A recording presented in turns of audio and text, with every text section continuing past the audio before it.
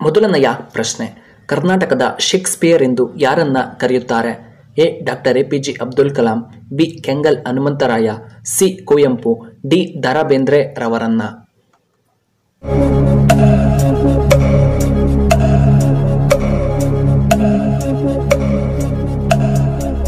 ಇದಕ್ಕೆ ಸರಿಯಾದ ಉತ್ತರ ಆಪ್ಷನ್ ಬಿ. ಕೆಂಗಲ್ ಹನುಮಂತರಾಯ. ಎರಡನೆಯ ಪ್ರಶ್ನೆ, ರಾಷ್ಟ್ರಪತಿಗಳು ತಮ್ಮ ರಾಜೀನಾಮೆಯನ್ನ ಯಾರಿಗೆ ಸಲ್ಲಿಸುತ್ತಾರೆ? ಎ. ಉಪರಾಷ್ಟ್ರಪತಿಗಳು, ಬಿ. Speaker, C. ಪ್ರಧಾನಮಂತ್ರಿಗಳು, ಡಿ. ಮುಖ್ಯಮಂತ್ರಿಗಳು.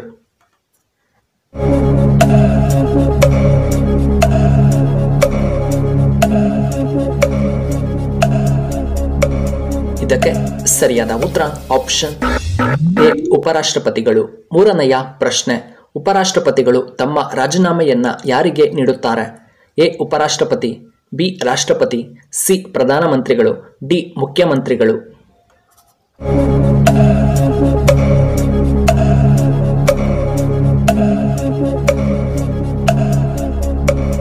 ಇದಕ್ಕೆ ಸರಿಯಾದ ಉತ್ತರ ಆಪ್ಷನ್ ಬಿ. ರಾಷ್ಟ್ರಪತಿಗಳು. ನಾಲ್ಕನೆಯ ಪ್ರಶ್ನೆ, ಪ್ರಧಾನಿ ಮಂತ್ರಿಗಳು ರಾಜೀನಾಮೆಯನ್ನ ಯಾರಿಗೆ ನೀಡುತ್ತಾರೆ? ಎ. ಉಪರಾಷ್ಟ್ರಪತಿ, ಬಿ. ರಾಷ್ಟ್ರಪತಿ, ಸಿ. ಪ್ರಧಾನಿಗಳು, ಡಿ. ಮುಖ್ಯಮಂತ್ರಿಗಳಿಗೆ.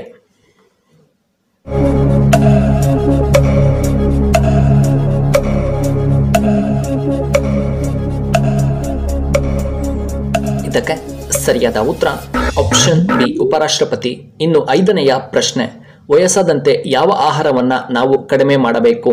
ಎ. ಉಪ್ಪು, ಬಿ. ಚಿಕನ್ ಪದಾರ್ಥಗಳು, ಸಿ. ಸಕ್ಕರೆ ಪದಾರ್ಥಗಳು, ಡಿ. ಮೀನಿನಂತಹ ಪದಾರ್ಥಗಳು.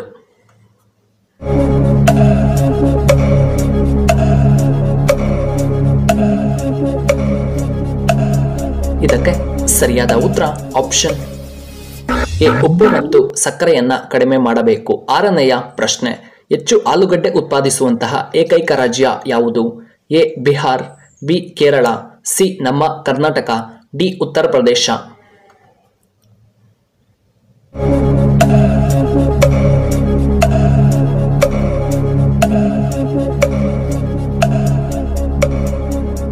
ಇದಕ್ಕೆ ಸರಿಯಾದ ಉತ್ತರ ಆಪ್ಷನ್ ಡಿ. ಉತ್ತರ ಪ್ರದೇಶ.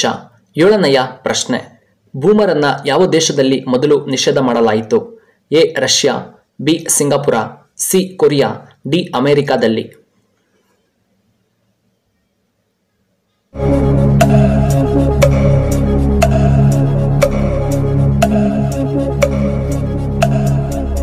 ಇದಕ್ಕೆ ಸರಿಯಾದ ಉತ್ತರ ಆಪ್ಷನ್ ಬಿ. ಸಿಂಗಾಪುರ. ಇನ್ನು ಎಂಟನೆಯ ಪ್ರಶ್ನೆ, ಯಾವ ದೇಶದಲ್ಲಿ ಬೆಕ್ಕು ಸಾಕುವುದನ್ನ ನಿಷೇಧ ಮಾಡಲಾಗಿದೆ?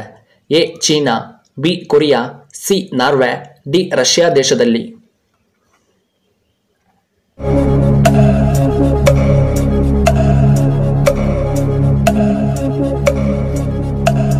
ಇದಕ್ಕೆ ಸರಿಯಾದ ಉತ್ತರ ಆಪ್ಷನ್ ಸಿ. ನಾರ್ವೆ. ಇನ್ನು ಒಂಬತ್ತನೆಯ ಪ್ರಶ್ನೆ, ಯಾವ ರಾಜ್ಯದಲ್ಲಿ ಹೆಚ್ಚು ಬಾಳೆ ಎಲೆಯನ್ನ ಬಳಸುತ್ತಾರೆ? A. Andhra Pradesh, B. Karnataka, C. Assam, D. Kerala ರಾಜ್ಯದಲ್ಲಿ.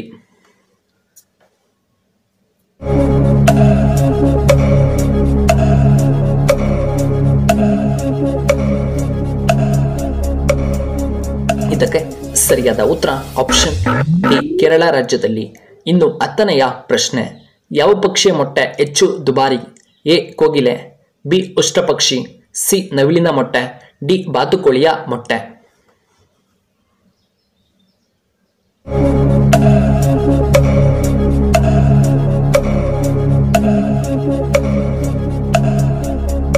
ಇದಕ್ಕೆ ಸರಿಯಾದ ಉತ್ತರ ಆಪ್ಷನ್ ಬಿ. ಉಷ್ಟ್ರಪಕ್ಷಿ. ಇನ್ನು 11ನೆಯ ಪ್ರಶ್ನೆ, ವಿಟಮಿನ್ ಡಿ ಕೊರತೆಯಾದರೆ ನಾವು ಏನನ್ನ ತಿನ್ನಬೇಕು?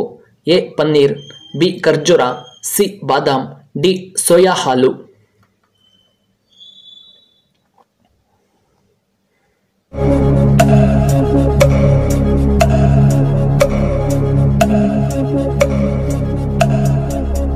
ಇದಕ್ಕೆ ಸರಿಯಾದ ಉತ್ತರ ಆಪ್ಷನ್ ಡಿ.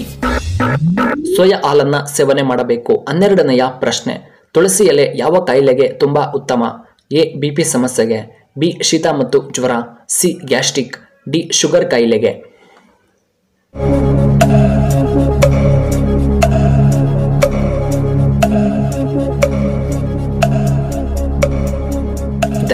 ಸರಿಯಾದ ಉತ್ತರ ಆಪ್ಷನ್ ಬಿ ಶ್ವೇತಾ ಮತ್ತು ಜ್ವರ. 13ನೆಯ ಪ್ರಶ್ನೆ, ಒಂದು ದಿನಕ್ಕೆ ಎಷ್ಟು ಬಾರಿ ಮೂತ್ರ ವಿಸರ್ಜನೆಗೆ ಹೋಗಬೇಕು? ಎ 6ರಿಂದ 8 ಬಾರಿ, ಬಿ 2ರಿಂದ 3 ಬಾರಿ, ಸಿ 4ರಿಂದ 6 ಬಾರಿ, ಡಿ 5 ಬಾರಿ.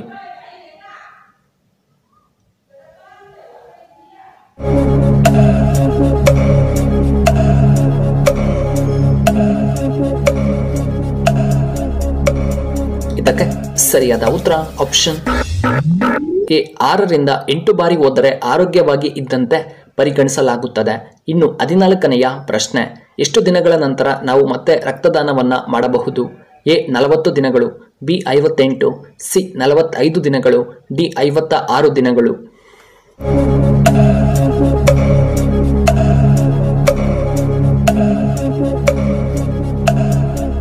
ಇದಕ್ಕೆ ಸರಿಯಾದ ಉತ್ತರ ಆಪ್ಷನ್ ಡಿ 56 ದಿನಗಳು. ಇನ್ನು ಕೊನೆಯದಾಗಿ 15ನೆಯ ಪ್ರಶ್ನೆ, ಕರ್ನಾಟಕದ ಅತಿ ದೊಡ್ಡ ನಗರ ಎಂದು ಯಾವುದನ್ನ ಕರೆಯುತ್ತಾರೆ?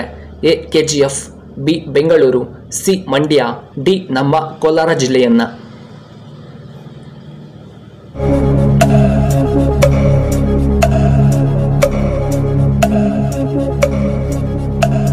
ಇದಕ್ಕೆ ಸರಿಯಾದ ಉತ್ತರ ಆಪ್ಷನ್ ಬಿ ಬೆಂಗಳೂರು ಅನ್ನ.